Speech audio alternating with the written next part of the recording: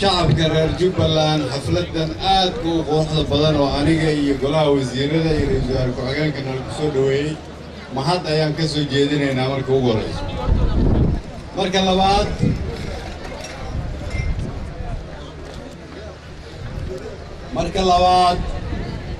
waxaa caddaatay halkudhigii aan shalayta halkan ka soo jeediyey kismaayo ugu kaalay kal furan kibis duban kalluun shiilan iyo karuur geel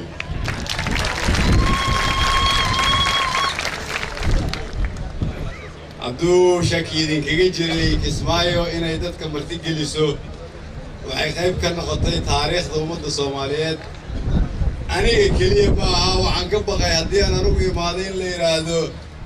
waxaa la leeyahay waa madaxweynaha saaxiibkiis laakiin soddon iyo xoogaa golaha wasiirada oo ra'iisul wasaare ku-xigeenka ku jira ayaa markhaati idiin noqotay inaad tihiin dad ummaddeeda martigelisa intaa ka sokow waxaan rabaa inaan idin idhaahdo waxaan noo furmay indhaha markaan nimid Kismaayo annagu waxaan u nimid halkan inaan ku qabsano golaha wasiirada laakiin indhaha noo furmay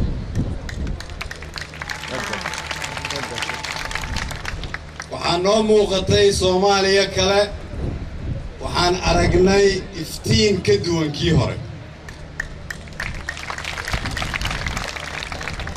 waxaa yimid wasiiradii ila socday mid ka mid ah oo weliba kuwa uga khibradda badan mid ah wuxuu ugu yidhi markaan Kismaayo soo aadaynay waan baqaayay sababtoo ah reerkaygu waxay yidhaahdeen war meesha ma naqaane ma naga hubtaa wuxuu yidhi markuu magaalada soo marmaray uu badda ku soo dabaashay uu reerkii u diray sawirradii wuxuu yidhi waa inaan meesha ku soo noqnoqonaa waxaan noo furmay indhaha sababtoo ah waxaan u nimid dad Soomaaliyeed oo annaga dawladnimo naga sugaya ma aanan ogaaneen haddii aan xamar fadhi lahayn waxaan rabaa inaan idiin sheego dowladda federaalka wasiiradooda waxay wasiir u yihiin dadka Soomaaliyeed iyo dalka Soomaaliyeed meel walba ay joogaan waana inay sidaas u dhaqmaan dowladnimada waxaan geyn doonaa gobol walba oo Soomaaliya ka mid ah wasiiradu uma adeegaan dadka xamar jooga wasiiradu waxay u adeegaan dadka Soomaaliyeed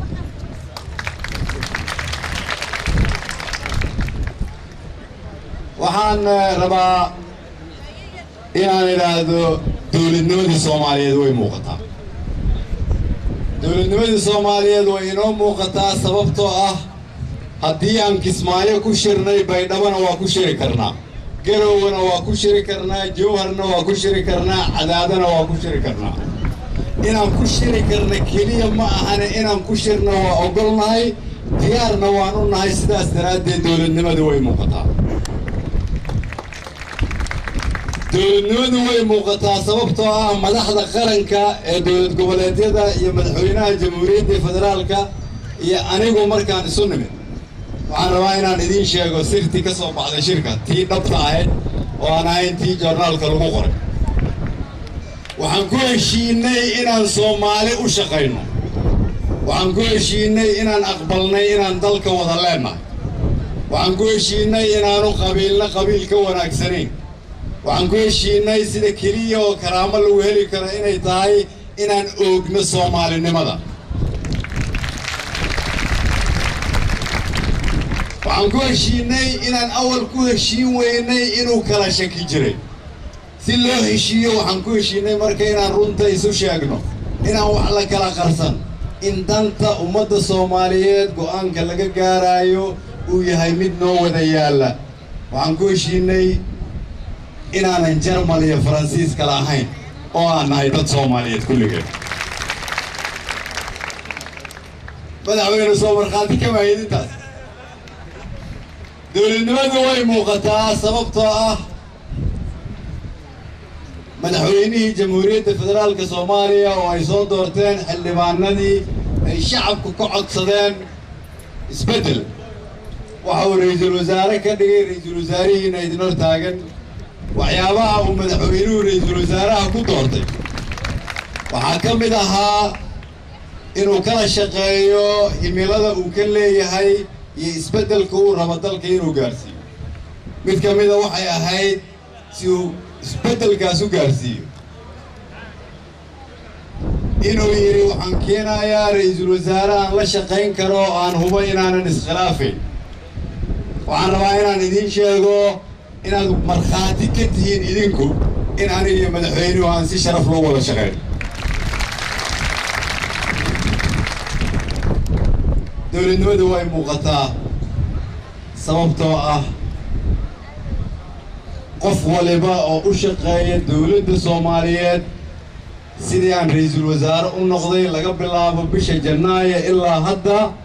ciidan iyo shacab baa qofkii dowladda u shaqeeya waa la siiyay mushaarka uu xaq u lahaa dowladnimadu way muuqataa sababtoo ah waxaan u soo jeesanay inaan amniga wax ka qabanno waa aqbalnay inaanan mar dambe aqbalin in argagixisa dalkeena nagu gumaysato dowladnimadu way muuqataa sababtoo ah shirkii ay yimaadeen madasha qaranka waxaan ka soo saarnay go'aan ah ahmiyadda ugu horeysa oo aan leenahay 2 sano oo soo socota waxa ay tahay inaan xoreyno Soomaaliya kana xoreyno cadowga dowladnimadu way muuqataa sababtoo ah adduunyadu waxay noola dhaqantaa sida hore ka duwan si ka duwan ma ahan inay adduunyadu isbedeshay annaga isbedelnay annaga sharaf iyo karaamo naga arkeen annaga u sheegnay inay nagu caawiyaan sida annagu aan caawinaad u rabno dowladnimadu way isbedeshay sababtoo ah waxaad maqlayseen fanaaniintii halkan ka heesaysa caawa waxaad maqlayseen gabyaagii waa maqlayseen fanaaniintii waa maqlayseen fanaaniintii qurbaha ka timid oo maalmo kooban joogtay heesaha ay qarankooda u sameeyeen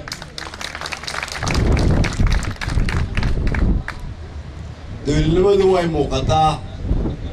sababtoo ah markii aan tegey Addis Ababa oon ka qayb galay shirkii African Union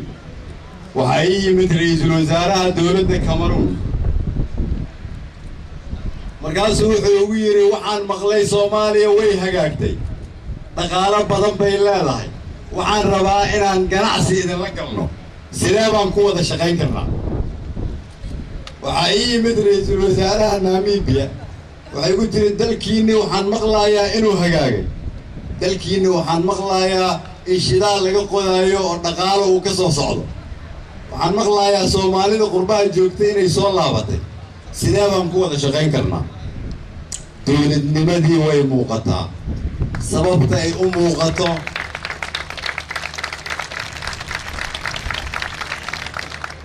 dowladnimadii way muuqataa sababta waxay u muuqataa waxay tahay shacabka Soomaaliyeed ayaa diyaar u ah dowladnimo madaxda dowlad goboleedyada ayaa midnimo Soomaaliyeed diyaar u ah madaxweynaha iyo ra'iisul wasaaraha u ah baarlamaanka labadiisa aqal ayaa diyaar u ah qurba joogta Soomaaliyeed ayaa diyaar u ah dowladnimadii way muuqataa